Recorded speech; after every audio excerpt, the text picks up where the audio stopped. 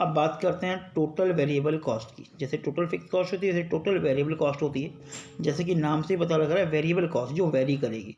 तो variable cost वो cost होती है जो प्रोडक्शन यूनिट के साथ वेरी करते हैं। अगर ज़्यादा प्रोड्यूस करोगे तो ज़्यादा कॉस्ट आएगी, कम प्रोड्यूस करोगे तो कम कॉस्ट आएगी। जैसे सिंपल सी बात है, अगर मान लो मैं स्कूल बैग बना रहा हूँ तो जितने ज़्यादा बैग बनेंगे उतना ज़्यादा कपड़ा या लेदर यूज़ होगा, उतनी ज़्यादा लेबर यूज़ होगी। तो ये वेरी करती है। अब देखो लिखा है variable cost refer to the those cost which vary directly with the level of output. Vary का मतलब बढ़ती चेंज होती है डायरेक्टली, किसके रिलेटेड होते हैं, आउटपुट के साथ। एग्जांपल क्या हो गया, payment of raw material, power, fuel, wages of casual labour. अब ये क्या है, जितना प्रोडक्शन ज़्यादा करोगे उतना मटेरियल ज़्यादा यूज़ होगा, उतनी इलेक्ट्रिसिटी ज़्यादा यूज़ होगी, उतना फ्यूल ज़्यादा यूज़ होगा। अगर कैजुअल वर्कर आपने रखे हुए हैं डेली बेस पे तो वो ज़्यादा यूज़ होंगे।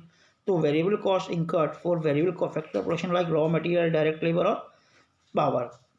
अब such cost is incurred till there is producing and become zero when zero level of output। मतलब जब आउटपुट का लेवल जीरो होता है तो ये प्रोडक्शन भी, इसकी कॉस्ट भी जीरो होती है, क्योंकि आप इसे प्रोड्यूस नहीं कर रहे हो तो कॉस्ट आएगी ही नहीं।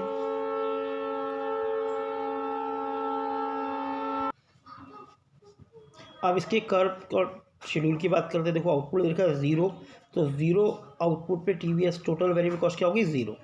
1 पे दिखा रखी है 6, फिर 2 पे 10, 15, 24 और 35। अब इसे देखो पहले कितना बढ़ रहा है 6, फिर कितना बढ़ा 4, फिर 5, फिर 9, फिर 11। तो यहाँ से पहले डिक्रीजिंग रेट से बढ़ता है, फिर इंक्रीजिंग रेट से बढ़ता है, ध्यान रखना। इसी कारण से टोटल वेरिएबल कॉस्ट का जो इस तरह से होता है रिवर्स एस की तरह। देखो ये ऐसे बन रहा है, ऐसे और फिर ऐसे। तो आप इसको ऐसे ही बनाओगे, जब भी बनाओगे रिवर्स ऐसे करके ऐसे। तो ये दिखाता है डिक्रीजिंग, यहाँ तक दिखा रहा है डिक्रीजिंग रेट और उसके बाद दिखा रहा है इंक्रीजिंग रेट। तो ये जो कर्व होता है बेटा वो डिक्रीजिंग रेट को शो करता है।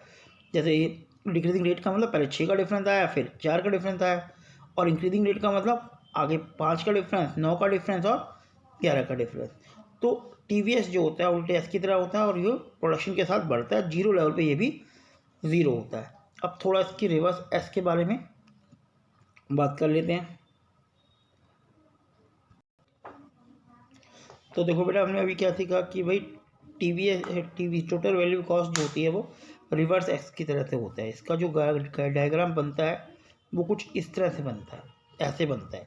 तो यहाँ तक का जो रेट की बात करें, यहाँ तक की, इसे हम कहते हैं डिक्रीजिंग रेट। और इसके बाद जो ये कर्व इस शेप में बन रहा है ये कहलाता है इंक्रीजिंग रेट, इसलिए रिवर्स एस कहते हैं, उल्टा एस बना हुआ है।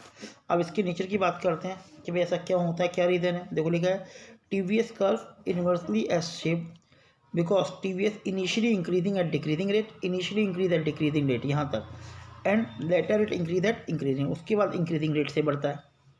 ठीक है। अब डिक्रीजिंग रेट का मतलब 0 से 6 यूनिट बढ़ा, फिर 10, 4 यूनिट बढ़ा, फिर 15, 5, उसके बाद क्या देगा 25, फिर 35 कर दो या 24 कर दो। इस तरह से इंक्रीजिंग रेट आ गया। अब ये ऐसा क्यों होता है, देखो initially TVC decreasing rate because better utilization of fix factor and increasing the efficiency of variable factor. जैसा कि हमने फैक्टर ऑफ प्रोडक्शन में लॉ वेरिएबल प्रोडक्शन में पढ़ा था कि भाई जो फिक्स फैक्टर उसका अच्छा यूज़ होगा, इस कारण से प्रोडक्शन इंक्रीजिंग रेट से बढ़ता है और कॉस्ट डिक्रीज करती है। Thereafter TVC rise increasing rate because all the efficiency of variable factor due to limitation of fix factor. जैसे उसमें हमने पढ़ा था डिमिनिशिंग प्रोडक्शन। तो डिमिनिशिंग प्रोडक्शन का मतलब कॉस्ट का बढ़ना होता है बेटा। जब प्रोडक्शन ज़्यादा होगा तो हमारी कॉस्ट कम आएगी, जब प्रोडक्शन कम होगा तो हमारी कॉस्ट ज़्यादा आएगी। तो इस कारण से ये इन्वर्स एस के शेप का होता है।